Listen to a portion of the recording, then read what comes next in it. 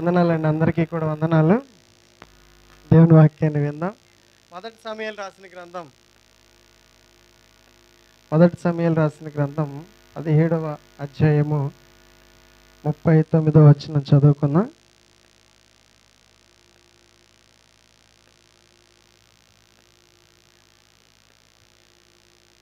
మొదటి సమయాలు రాసిన గ్రంథం 17వ అధ్యాయం 39వ వచనం చదువుకొని దేవుని వాక్యాన్ని చక్కగా నేర్చుకుందాం. ఈ సామాగ్రి దావీదునకు వాడుకలేదు కనుక తాను తొడిగించిన వాటిపైన కట్టుకొని వెళ్ళగలిగిన లేనిది చూచుకొని తర్వాత దావీదు, ఇవి నాకు వాడుకలేదు, వీటితో నేను వెళ్ళలేనని సౌలుతో చెప్పి వాటిని తీసి ఏం చేశాడంట? తీసేసాడంట. దయచేసి జాగ్రత్తగా వాక్యాన్ని మనం అందరం విందాం. దావీదు చూడండి, అక్కడ మరి యుద్ధానికి వెళ్తున్నటువంటి సమయంలో యుద్ధానికి వెళ్ళాల్సినటువంటి ఆయుధాలను ధరించుకొని వెళ్ళమని సౌలు చూడండి అతన్ని రెడీ చేసి పంపించమని చెప్పినట్లుగా చక్కగా మరి అవన్నీ ధరించుకున్నట్లుగా చూడండి ఆ యుద్ధానికి వెళ్ళడానికి అవన్నీ కూడా సిద్ధం చేసి అతనికి ధరించి వెళ్తూ ఉన్నటువంటి సమయంలో దావీదు అంటున్నాడు, ఇవి నాకు అలవాటు లేదు. ఏమంటున్నాడు? ఇవి నాకు అలవాటు లేదు. గమనించాలి, ఇక్కడ ఏమంటున్నాడంటే దావీదు ఒకే ఒక్క మాట, ఇవి నాకు అలవాటు లేదు. ఈ వస్త్రాలు నాకు అలవాటు లేదు, ఇవి నేను ఎన్నడూ కూడా ఇప్పటి వరకు వేసుకొని లేదు అంటున్నాడు. గమనించాలి, గమనించినట్లయితే చాలా చక్కగా మరి వాక్యాన్ని మనం చక్కగా మరి విందాం. దేవుడు మనతో ఎలాగ మాట్లాడుతూ ఉన్నాడు, దేవుని వాక్యం ఎలా సెలవించబడుతూ ఉంది. దావీదు చూడండి, నాకు అలవాటు లేనివి నేను వేసుకొని అంటున్నాడు. నాకు అలవాటు లేని నేను వేసుకొని. గమనించాలి, మరి మనం ప్రత్యేకంగా ఉండటం మంచిదే, దేవుని కోసము మరి తీర్మానాలు తీసుకోవడం మనకి మంచిదే. దావీదు అక్కడ చక్కగా మాట్లాడుతూ ఉన్నాడు. అవి వేసుకోవాలి, వాస్తవంగా అవి ఏం చేయాలి? వేసుకోవాలి. ఆ యుద్ధానికి వెళ్ళాలంటే అవి అవసరం. ఆయుధాలు ధరించుకొని అలా అతనికి ఆ కవచాలు ధరించుకొని ఆ యుద్ధానికి వెళ్ళవలసింది. కానీ ఏమంటున్నాడు ఇప్పుడు? నాకు అలవాటు లేదు. ఇప్పుడు అక్కడ ఏం జరిగింది? అసలు వేసుకోకపోతే ఏం జరిగింది? యుద్ధానికి వెళ్తున్నట్లుగా అతడు కనిపించట్లా. అవి వేసుకోపోవడం వల్ల అతడు సామాన్యుడిగానే కనబడుతున్నాడు. యుద్ధానికి వెళ్ళేవాడు ఎలా ఉంటాడు? యుద్ధానికి వెళ్ళేవాడు ప్రత్యేకంగా ఉంటాడు. ఎలా ఉంటాడు? ఆయుధం పట్టుకొని, కత్తి పట్టుకొని, కవచం అంటే ధరించుకొని, బల్లెం పట్టుకొని వెళ్తాడు. అలా వెళ్తూ సిద్ధపడి అలంకరించబడి వెళ్ళేవాడిని ఎక్కడికి వెళ్తున్నాడు అనుకుంటారు? యుద్ధానికి వెళ్తున్నాడులే, యుద్ధం చేయడానికి వెళ్తున్నాడులే. ఇప్పుడు ఇతడు ఏం అలవాటు లేవంట? ఈ ఆయుధాలు పట్టుకొని వెళ్ళడం, ఈ కవచం ధరించుకోవడం నాకు అలవాటు లేదు. నాకు అలవాటు లేదు, నేను వీటిని వేసుకోను అంటున్నాడు. ఇప్పుడు ఈయన ఎలా కనబడుతున్నాడు? యుద్ధానికి వెళ్ళేవాళ్ళలా కనబడుతున్నాడా? ఎలా కనబడుతున్నాడు ఈయన? కర్ర పట్టుకుని వెళ్తున్నాడంట. పైగా ఏం పట్టుకుని? కర్ర పట్టుకుని వెళ్తున్నాడంట. అక్కడ యుద్ధ ఆయుధాలు ధరించుకొని, కవచాన్ని ధరించుకొని యుద్ధం చేయడానికి సిద్ధంగా ఉండి, నా మీదకు వచ్చేవాడు ఎంత బలవంతుడో అనని గొలియాతు ఏం చేస్తున్నాడు? పార చూస్తున్నాడు. ఇలా ఏం చేస్తున్నాడు? ఇలా పార చూస్తున్నాడండి. ఎవడొస్తాడంటావు? బలవంతుడు అంటావా? నాకంటే బలంగా ఉంటాడంటావా? ఇశ్రాయేలులోంచి అంత బలవంతుడు ఉన్నాడంటావా అని చెప్పేసి ఏం చేస్తున్నాడు? బాగా పార చూస్తున్నాడు. ఇలా చూస్తా ఉన్న సమయంలో అతనికి ఒక ఆశ్చర్యంగా ఒక వ్యక్తి కనపడుతున్నాడు. ఏమి లేకుండా, ఆయుధం లేకుండా. స్తోత్రాలు చెల్లిద్దాం. ఆశ్చర్యంగా కనపడుతుంది అతనికి. ఒక వ్యక్తి కనపడుతున్నాడు. అతడు సామాన్యుడిగా వస్తున్నాడు. పైగా ఎలా వస్తున్నాడు? సామాన్యుడిగా వస్తున్నాడు. సామాన్యుడిగా రావడం చూడండి, యుద్ధం చేయడానికి రావడం అతనికి చాలా ఆశ్చర్యంగా అనిపించింది. ఆ వ్యక్తి చూడండి చులకనగా చూశాడు. ఇప్పుడు గొలియాతు దావీదుని ఎలా చూస్తున్నాడు? నీకు ఏంటి ఆయుధాలు లేకుండా వచ్చేస్తున్నావు, నా మీదకి వస్తున్నావు, పైగా ఎవరి మీదకి? బలవంతుడి మీదకి. నేను ఎవరు అనుకుంటున్నావు? బలవంతుడిని. నేను సూర్యుని నా పేరు చెప్తేనే ప్రజలు ఏం చేయరు, నా జోలికి అని విర్రవీగిపోతూ ఉన్నాడండి. అలా విర్రవీగిపోతూ ఉన్నటువంటి ఆ సమయంలో దావీదు ఏమీ ఆర్భాటం చేయట్లా. ఆర్భాటం ఏం చేస్తున్నాడండి? ఆర్భాటం ఏమైనా కనిపిస్తుందా దావీదులో? సామాన్యుడిగా ఉన్నాడు, మౌనంగా ఉన్నాడు. ఎంత ఆర్భాటం చేసుకుంటావో చేసుకో, నువ్వు ఏం చేసుకుంటావో చేసుకో అని చెప్పేసి అతడేమి కూడా అతడి వంక చూడట్లేదు, అతని ఆకారం వంక చూడట్లేదు. అది చూసినా చూడండి, అతనికి భయం అనేది లేదు. గమనించినట్లయితే దావీదు అనుసరించే విధానము, ఆ సమయము చాలా మరి నేర్చుకోవాల్సినటువంటి అనుభవాలు ఉన్నాయి. దావీదు ఇప్పుడు మరి ఆయుధాలు పట్టుకోలేదు, కవచం కూడా నాకు అలవాటు లేదండి. ఒకే ఒక్క మాట చెప్పేసాడు. ఏమంటున్నాడు? బలవంతం చేశాడండి. ఎవరు? సౌలు. సైన్యం కూడా బలవంతం చేశారు. వెళ్ళేవాడు వెళ్తున్నావు కదా, వెళ్ళేటప్పుడు ఇవన్నీ వేసుకుని వెళ్ళాలి అని చెప్పేసి చెప్తున్నారండి. బలవంతం చేసినా వేసుకోలేదు, ఇవన్నీ కూడా నాకు అవసరము లేదండి. నేను మృగాలని, ఎవరిని చంపా? మృగాలు చంపా. ఎలుగుబంటిని చంపా, సింహాన్ని చంపేశా. స్తోత్రాలు చెల్లిద్దాం. బలమైన వాటిని నేనేం చేశాను? చంపేశా. ఆయుధాలతో నాకు పని లేదు, ఈ కవచంతో నాకు పని లేదు, వీటిని నేను ధరించుకోవాల్సిన అవసరము మరి మనం కూడా గమనించాలి, ఆలోచించాలి. ఇక మన జీవితంలో ఎలాంటి జాగ్రత్తలు మనం తీసుకుంటున్నాం? మరి మనకు దేవుడు ఆజ్ఞాపించే వాటిని అన్నిటినీ మనము మన జీవితంలో మరి జరిగించడానికి మనము సిద్ధపడుతున్నామా? మనల్ని మనం సిద్ధం చేసుకుంటున్నామా? బలవంతం చేస్తున్నారులే అని చెప్పేసి మనం ఏం చేయకూడదు? ఒప్పుకోకూడదు, అంగీకరించకూడదు, లోబడిపోకూడదు. దేవుని కోసం మనం ప్రత్యేకించబడిన వాళ్ళము. దేవుడు మనల్ని తన స్వరక్తం ఇచ్చి ఏం చేశాడు? కొన్నాడు. కనుక మనం విలువ పెట్టి కొనబడి నా వారము. కనుక దేనికి కూడా మనం లొంగాల్సిన అవసరము, భయపడాల్సిన అవసరము లేదు, జడియాల్సిన అవసరము లేదు. చూడండి, ఇక్కడ గమనించినట్లయితే ఇక్కడ ఆ అలవాటును గురించి చెప్తున్నాడు. ఒక అలవాటు. ఏం అలవాటు అది? ఈ చూడండి, కవచాన్ని ధరించుకునే అలవాటు నాకు లేదు. చూడండి, మరి మన జీవితంలో మనం కూడా చాలా సార్లు మరి మనకు కూడా ఒత్తిడి వస్తుంది, బలవంతం చేస్తూ ఉంటారు. తప్పనిసరి పరిస్థితుల్లో మనం కూడా చూడండి అటువంటి వాటి నుంచి ఏం చేయాలి? బయటపడాలి. వాటి నుంచి మనం బయటపడాలి. వాటికి మనం మన జీవితంలో ఏమేమి కూడా చోటు ఇవ్వకూడదు. సహోదరులు కదా, బంధువులు కదా, మనల్ని బాగా ప్రేమిస్తారు కదా, తప్పదు కదా అని చెప్పేసి ఆదివారమే ఏం చేస్తూ ఉంటాం? మనం ఒప్పుకుంటామండి. ఏం చేస్తాం ఒప్పుకోక?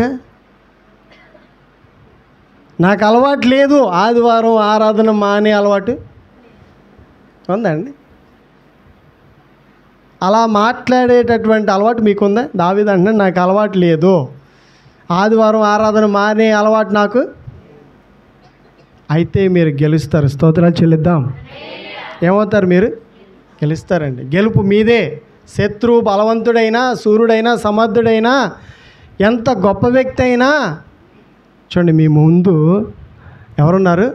యెహోవా. మీ వెనక ఎవరున్నారు? యెహోవా. మిమ్మల్ని ఆవరించి ఎవరున్నారు? యెహోవా ఉన్నాడండి. మీరు సమర్పించుకుంటే ఆయన మిమ్మల్ని ఎన్నడూ కూడా ఏం చేయడు? విడిచిపెట్టడు. ఇప్పుడు యుద్ధానికి వెళ్ళడానికి ఆయుధాలు, ఈ యొక్క సామాగ్రి అవసరము లేదు. దేన్ని కూడా మరి ధరించుకోవాల్సిన అవసరము, భయపడాల్సిన అవసరము లేదు.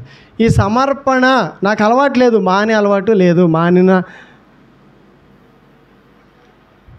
చూడండి, మనం కూడా ఇలా తీర్మానాలు తీసుకుంటే ఏం జరుగుతాయి? మన జీవితంలో కూడా మనం ఏం చూస్తాం? దేవుడు మనల్ని కూడా ఎలా ఆశీర్వదిస్తాడు? దేవుడు మనల్ని చూడండి దిగజారిపోయే పరిస్థితులు ఉంచుతాడంటారా? దావీదుని ఈ ధరించకపోతే ఏమంటున్నాడు, ఆ కవచం లేకపోతే ఆ శత్రువు ఏమంటున్నాడు, ఎంత హేళనగా మాట్లాడుతున్నాడు తెలుసా, ఎంత అవమానకరంగా మాట్లాడుతున్నాడు తెలుసా. అది ఎంత కష్టమైన పరిస్థితి తెలుసా. వేసుకోకపోతే ఒకటి, వెళ్ళకపోతే ఒకటి. కనుక వెళ్ళాలో మానేయాలో చాలా చూడండి, మరి పరిస్థితులు కఠినంగా ఉంటాయి. అయినను సరే మరి మన సమర్పణను ఏం చేసుకోవాలి, మనం కాపాడుకోవాలి. దేని మీద నిలబడాలి, మనం సమర్పణ మీదే నిలబడాలి. సమర్పణ ముఖ్యం. ఇప్పుడు దావీదు గెలవాలి అంటే, దావీదు చూడండి ఎవరిని ఆధారం చేసుకుంటున్నాడు, మనుషులనా దేవుడినా? ఏ ఆధారంతో ముందుకెళ్తున్నాడు ఇప్పుడు? ఈ బలవంతుడి మీదకి వెళ్ళడానికి ఇతనికి అంత ధైర్యం ఎక్కడి నుంచి వచ్చింది? దేవుడున్నాడు, నాకు దేవుడు. ఎందుకు అంత నమ్మకం? నేనేనాడు దేవుణ్ణి విడిచిపెట్టలేదు, దేవుణ్ణి ఎన్నడూ కూడా విడిచిపెట్టాలనే ఆలోచన నాకు రావట్లేదు. మరి దేవుడు కూడా నిన్నేం చేయడు? నువ్వు దేవుణ్ణి విడిచిపెడితే, దేవుణ్ణి విడిచిపెడితే ఏం చేస్తావు? నువ్వు దేవుణ్ణి విడిచిపెట్టి ముందుకు వెళ్ళి ఏం సాధిస్తావు, ఏం చేయగలుగుతావు, ఏది నీ వల్ల అవుతుంది? ఈరోజు గమనించినట్లయితే సవాలు చేస్తున్నాడు. ముందెవరో శత్రువు ఏం చేస్తున్నాడు? సవాలు చేస్తున్నాడు.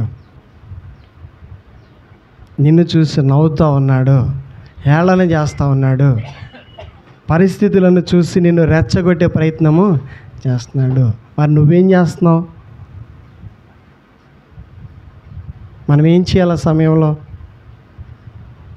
నాకు తొందరపడే అలవాటు లేదో, నాకు కోపపడే అలవాటు లేదో. అసలు కోపం వస్తుందేంటి? వస్తుందండి మనకు కోపం. గొలియాతుకి ఎంత కోపం వచ్చింది? నరికి ముక్కలు చేసి కాకులకి గెద్దలకేస్తే ఎంత కోపిష్టో, ఎంత కోపమో. శత్రువు అలా వెర్రవీగిపోతా ఉన్నా ఇతనికి ఏమి రావట్లా? కోపం రాలా. చూస్తూ ఉన్నాడు. మాట్లాడుతున్నావా? మాటలు మిగులుతున్నావా? మాట్లాడుకుంటూ నీకు అలవాట అయితే ఏం చేస్తున్నాడు? ఏమీ కూడా వాటిని లెక్క కూడా చేయట్లేదు. నాకు అలవాటు లేదు, ఈ కోపపడు నాకు అలవాటు. గమనించారండి? నాకు అలవాటు లేని నేను అలవాటు చేసుకోను. గమనించినట్లయితే విడిచిపెట్టేశారా కోపాన్ని, అసూయని విడిచిపెట్టేశారా, పగని విడిచిపెట్టేశారా, పంతాన్ని విడిచిపెట్టేశారా, క్రోధాన్ని విడిచిపెట్టేశారా? మళ్ళీ వాటి జోలికి ఏం చేయకూడదు? వెళ్ళకూడదు. అలవాట్లను విడిచిపెట్టేస్తే వాటి జోలికి మళ్ళీ వెళ్ళకూడదు. ఇప్పుడు దావీదు చూడండి ఇక్కడ ఎంత చూడండి మౌనంగా అతడు చేయాల్సిన ప్రయత్నాలు చేస్తూ ఉన్నాడు.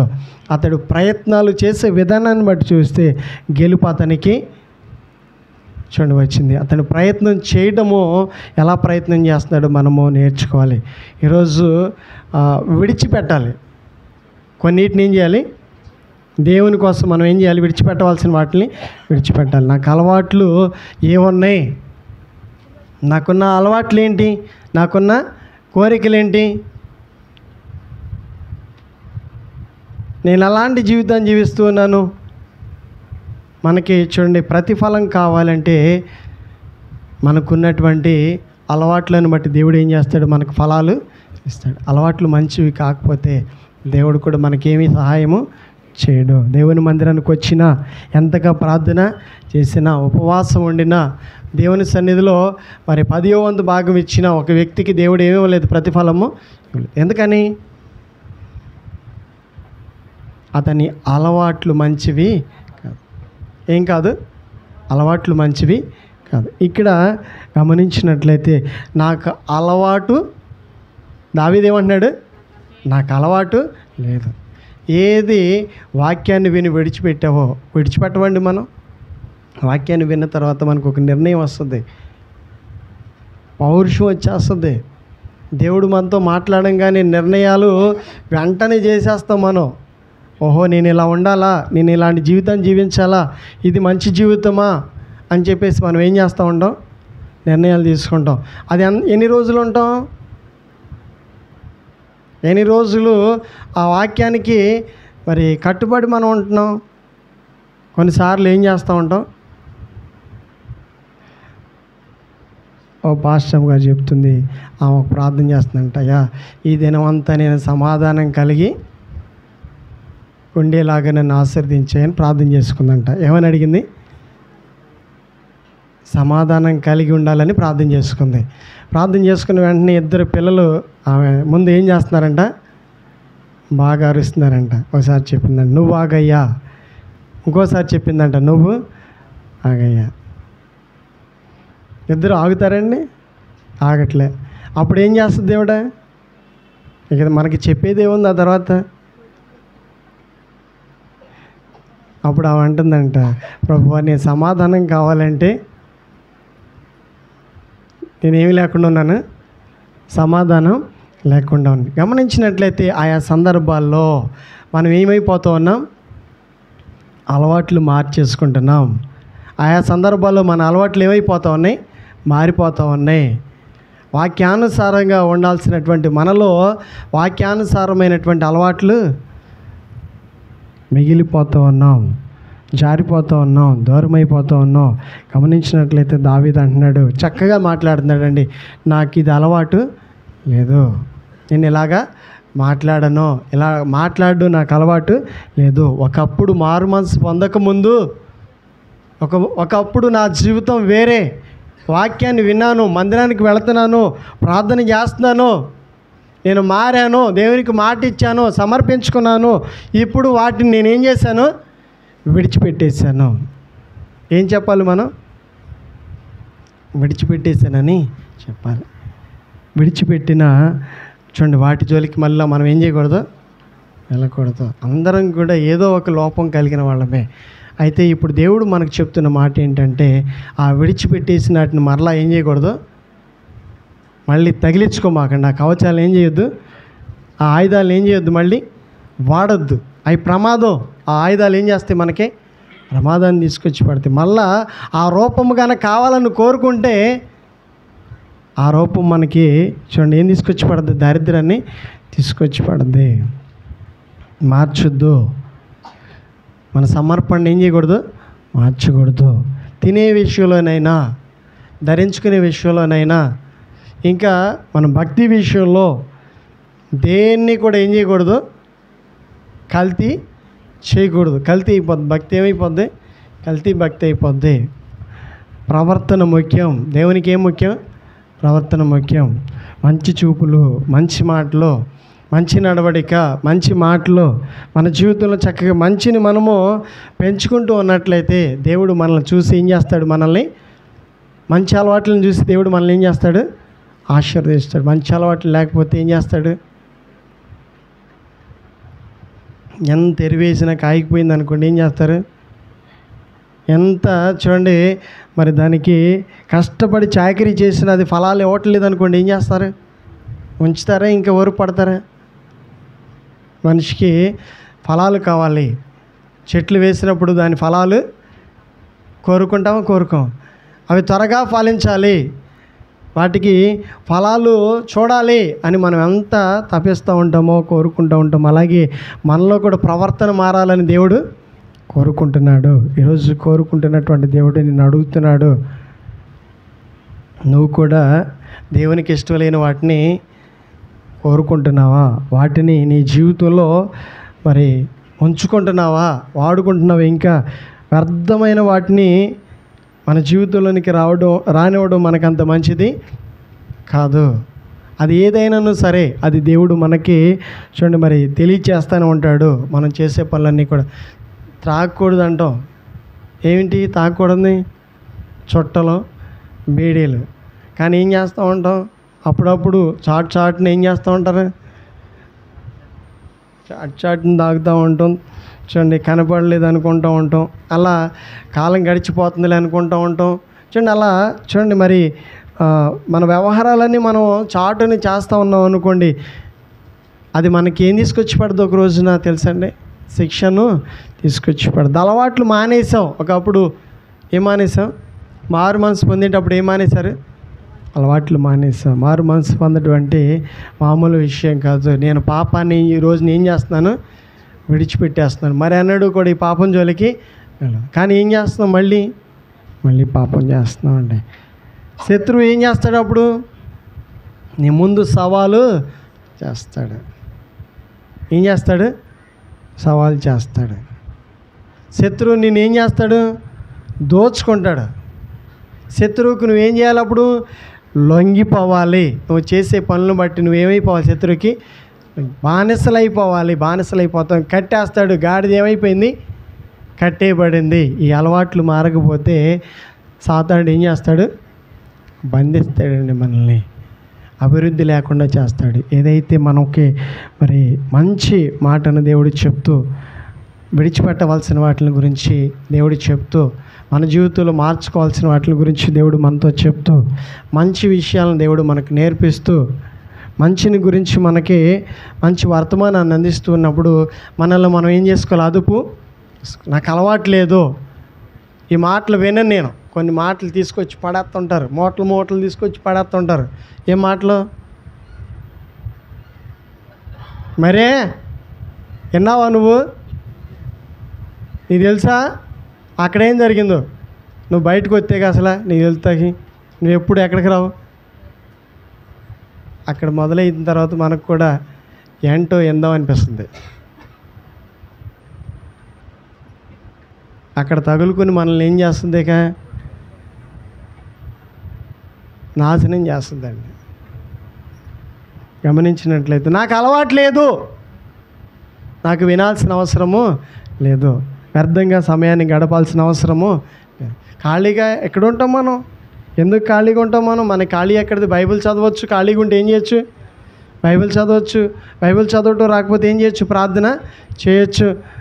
ఇలా మనకి ఖాళీ లేదు. అనేక ఆత్మలు నశించిపోతూ ఉన్నాయి. ఈ లోకం గురించి, మన గ్రామం గురించి, మన కుటుంబాల గురించి ప్రార్థించవలసినంతగా మనం ప్రార్థిస్తే దేవుడు మనకి జవాబునిస్తాడు. ప్రార్థన చేయడానికి బదులుగా సమయాన్ని వ్యర్థంగా గడుపుతూ ఉంటే మనకి సంతోషము ఉండదు, ప్రతిఫలము రాదు. గమనించినట్లయితే లేని అలవాట్లు ఏం చేయకూడదు? అలవాటు చేసుకోకూడదు. ఇదివరకు వెళ్ళేవాళ్ళం కాదు. ఎక్కడికి?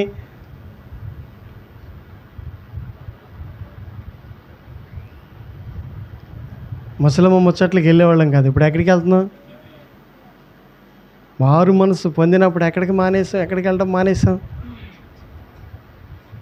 మారు మనసు పొందినప్పుడు చాలా నిష్టగా, చాలా క్రమబద్ధంగా, చక్కగా, ఎక్కడ సమయాన్ని వృధా చేయకుండా దేవుడు నన్ను రక్షించాడని భయంతో, ప్రేమతో దేవుని సన్నిధిలోనే కనిపెట్టుకుని ఇంట్లోనైనా బయటైనా చక్కగా మందిరంలోనైనా ఒకే అలవాటు కలిగి ఉన్నాం. కానీ ఇప్పుడు ఎలా ఉంది? ఇప్పుడు అలవాట్లు ఒక మందిరానికి వచ్చినప్పుడు మాత్రం మన అలవాటు బాగుంటుంది. మందిరానికి వచ్చినప్పుడు మనం ఎలా కనిపిస్తాం? ఇక్కడికి ఏం తగిలించుకుని రాం కాబట్టి ఏం తగిలించుకోరు. ఇక్కడ వచ్చేటప్పుడు ఏ ఆయుధాలు ఉండవు, తర్వాత ఇంకేముండవు, ఏ కవచాలు ఉండవు. తర్వాత ఏమేమి కనపడతాయి? తర్వాత రోజుల్లో ఏమేమి కనపడతాయి? తర్వాత అసలు ఆయుధాలే, అన్ని ఆయుధాలే, గుచ్చే, పోరాడయ్యే, గాయపరిచే ఆయుధాలతోనే మరి తెల్లారిపోతుంది. ఆయుధాలతోనే జీవితాలు జీవిస్తూ ఉన్నారు. గమనించినట్లయితే ఇది మంచిదా? దావీదు అంటున్నాడు, నాకు అలవాటు లేదు. ఏం అలవాటు లేదు నీకు? నీకు లేని అలవాటు ఏంటి? దావీదుకి ఏం అలవాటు లేదంట? ఈ బల్లెం పట్టుకొని ఈ ఆయుధాలు ధరించుకునే అలవాటు లేదు. మరి మనం కూడా ప్రత్యేకంగా ఉంటున్నామా ఈరోజు? అమ్మో ఎంత మారాడో,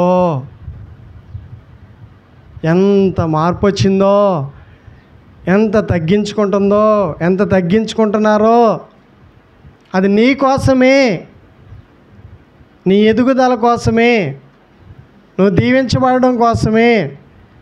ఈ కనిపించే ఈ మంచి లక్షణాలన్నీ కూడా నువ్వు ఆశీర్వదింపబడడం కోసమే. నీకు విజయాన్ని పొందుకుంటావు, నువ్వు విజయాన్ని చూస్తావు, విడుదల వస్తుంది. మంచి అలవాట్లు లేకుండా, మంచి ప్రవర్తన లేకుండా విడిచిపెట్టాల్సిన వాటిని విడిచిపెట్టకుండా ఎంతకాలం ప్రభువా నా ఏం రాదు మనకి పరలోక రాజ్యము చేరలేం. గమనించినట్లయితే ఇంకా మరి ఏ విధమైనటువంటి జీవితాన్ని జీవిస్తూ ఉన్నామో, ఏ విధమైన జీవితాన్ని జీవించడానికి సిద్ధపడుతున్నామో, ఏ విధమైన జీవితాన్ని జీవించడానికి అలవాటు పడుతున్నామో ఒక్క క్షణం ఆలోచించుకొని అసలు దేవుని వాక్య ప్రకారంగా మనం జీవిస్తూ ఉన్నామా లేదా అని మనల్ని మనం ఏం చేసుకోవాలి? పరీక్ష చేసుకోవాలి. ఎందుకోసమో తెలుసా? పరీక్ష చేసుకోవటం ఎందుకో తెలుసా? పరీక్ష చేసుకుంటే నీ ముందు నీ వెనక కూడా ఎవరుంటారు?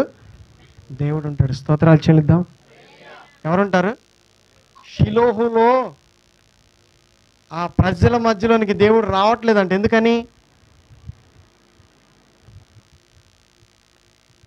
వారు చేయకూడని అన్నీ కూడా చేస్తున్నారు. అందుకని దేవుడు ఏం చేయట్లేదు, అక్కడికి రావట్లేదు. దేవుడు రావాల్సినటువంటి నీ దగ్గరికి రాకపోతే నీవు కూడా బంధించబడతావేమో, చిక్కుకుంటావేమో, చెదరగొట్టబడతావేమో, ఆపదల్లో పడతావేమో. దేవుడు చెప్తున్న ముందస్తు జాగ్రత్త ఏవి కూడా చూడండి. మరి నీకు హాని జరగకముందే దేవుడు చెప్తూ ఉన్నాడు, ప్రమాదాలు రాకముందే దేవుడు చెప్తూ ఉన్నాడు. తీసివేయాల్సిన వాటిని ఏం చేయాలి? నీ అలవాట్లలో కొన్ని మార్చుకోవాల్సినవి ఉన్నాయి.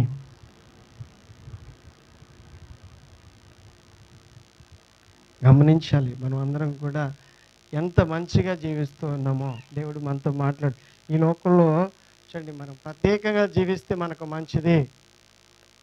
దావీదు ఆ రోజు ఏమంటున్నాడు?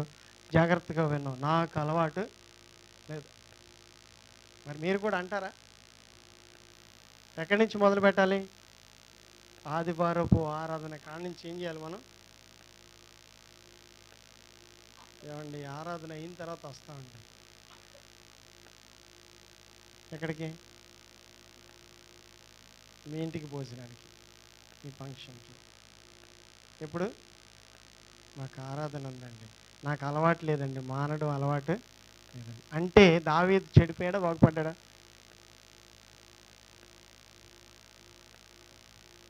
మాకే చెప్తూ ఉంటారు ఎక్కడికి వెళ్తున్నామని. గమనించండి కొంచెం, ఎందుకంటే ఇది ఆలోచించాల్సిన విషయం. దావీదు ఆ రోజు ఆ నిర్ణయం తీసుకోవడం వల్ల, ఏ నిర్ణయం? ఎన్ని పట్టుకుని వెళ్తే అవి కాపాడే అంటారా? ఆలోచించండి ఒకసారి. అవన్నీ కాపాడుతాయా దావీదుని? అసలు ఆయుధం కాపాడుద్దా దావీదుని? కవచం కాపాడుద్దా దావీదుని? మరి ఎవరు కాపాడారు? సామాన్యుడిగానే సురక్షితంగా ఎటువంటి ఆపదలు ప్రమాదాలు పడకుండా దేవుడు ఏం చేశాడు? ఆయన్ని కాపాడాడు. స్తోత్రాలు చెల్లిద్దాం. ఏది ప్రాముఖ్యం అసలు ఈరోజు? సమర్పణ ప్రాముఖ్యం, నీ నిర్ణయము ప్రాముఖ్యం. సమర్పించుకుని నిర్ణయాన్ని తీసుకుని దేవుని సన్నిధిలో నిలబడతానంటే దేవుడు నీ చుట్టూ కూడా ఏం చేస్తాడు? కాపుదల ఉంచుతాడండి. ఇక ఆయుధాలు ఎంతవరకు కాపాడుతాయండి? ఈ కవచం ఎంతవరకు కాపాడుతాయన్ని? ఇవన్నీ ధరించుకుని ఆయుధాలు పట్టుకుని ఎర్రెర్రి కేకలు చేస్తూ ఎరిచూపులు చూస్తూ విర్రవీగిపోతున్నాడు. ఒక్క దెబ్బతో ఏమైపోయాడు? కుప్పకూలి పడిపోయాడండి. బోర్లగా మళ్ళీ ఎలా పడ్డాడు? బోర్లగా, బొక్క బార్లగా పడ్డాడు ఎర్రవీగినోడు.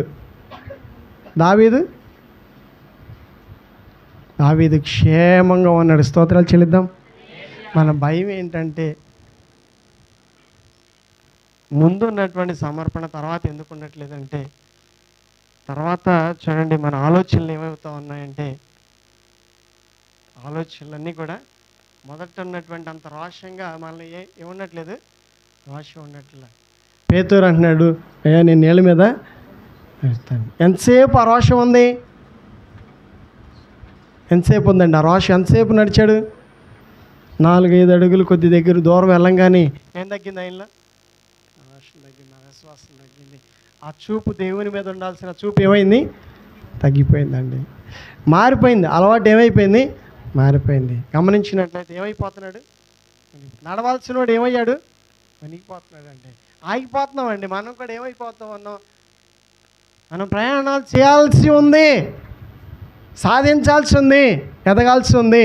కానీ మధ్యలో ఏమైపోతున్నాయి? ఆటంకాలు వచ్చేస్తున్నాయి, ఆగిపోతున్నాయి, ఏం అర్థం కావట్లా, మునిగిపోతున్నాం. కారణం ఏమిటో? ఈ మందిరం కాదు, ఆ మందిరం, ఆ పాస్టర్ గారు కాదు, ఈ పాస్టర్ గారు, వాళ్ళతో ప్రార్థన చేపియా, వీళ్ళతో ప్రార్థన చేపియా. చేయట్లేదండి ప్రయత్నం. మనం మోకరించి ప్రార్థన చేయడానికి ఏం రావట్లే మనసు. ప్రభువా, నిజంగా నేను మారు మనసు పొందిన దినాలు ఎంత దుఃఖపడే ప్రార్థన చేశానో మనకు తెలియదండి. ఎంత దుఃఖం వచ్చేది? దుఃఖం ఆగేదా? దుఃఖం ఆగేది కాదే, ఆ పశ్చాత్తాపం ఆగేది కాదే.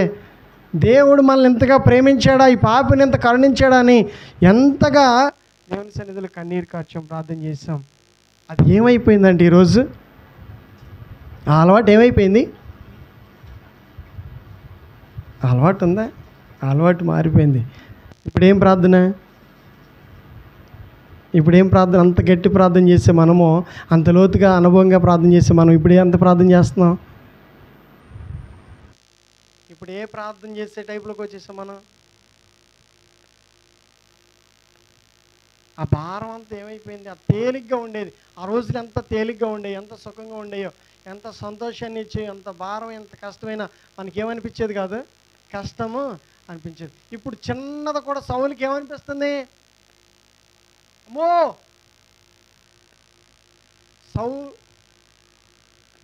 గొలియాతా, సౌలు ఏమంటున్నాడు? గొలియాతా. పెద్దగా అతనికి సమస్య ఎలా కనపడుతుంది? పెద్దగా కనపడుతుంది. ఎందుకని? మారిపోయాడండి. ఏమైపోయాడు? మారిపోయాడు. అలవాట్లు ఏమైపోయినాయి? మారిపోయినాయి అండి. అలవాట్లు మారిపోతే దేవుడు ఏం చేస్తున్నాడు? అతన్ని విడిచిపెట్టి వెళ్ళిపోతున్నాడండి. గమనించాలి. సమస్యలు ఎందుకు పెద్దవి కనపడతాయి అంటే, దేవుడు మనలో లేకపోతే సమస్యలన్నీ కూడా చిన్నవి కూడా పెద్దగానే కనబడతాయి, భయాన్నే కలిగేస్తాయి. గమనించాలి. మనం అందరం కూడా మనం విడిచిపెట్టాల్సిన వాటిని విడిచిపెట్టి దేవుడికి ఇవ్వాల్సిన చోటు దేవునికి ఇస్తే, దేవుడు మన దగ్గరే ఉంటే ఏది కూడా మనకి పెద్దదిగాను, భయాన్ని కలిగించేది గాను, నష్టాన్ని కలిగించేది గాను మనకి అనిపించదు. దేవుడు లేకపోతే ప్రతిదీ కూడా మనకి ఏమనిపిస్తుంది? పెద్దదిగా అనిపిస్తుంది.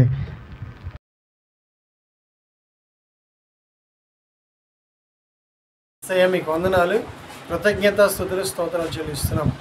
వినినటువంటి వాక్యాన్ని బట్టి వాక్యానుసారంగా మంచి నిర్ణయాలు తీసుకుని చక్కగా బిడ్డలు వాక్యానుసారంగా జీవించడానికి కృపను భాగ్యాన్ని దయచేయమని ఆశీర్వదించమని యేసు నామములో ప్రార్థిస్తా తండ్రి. ఆమేన్.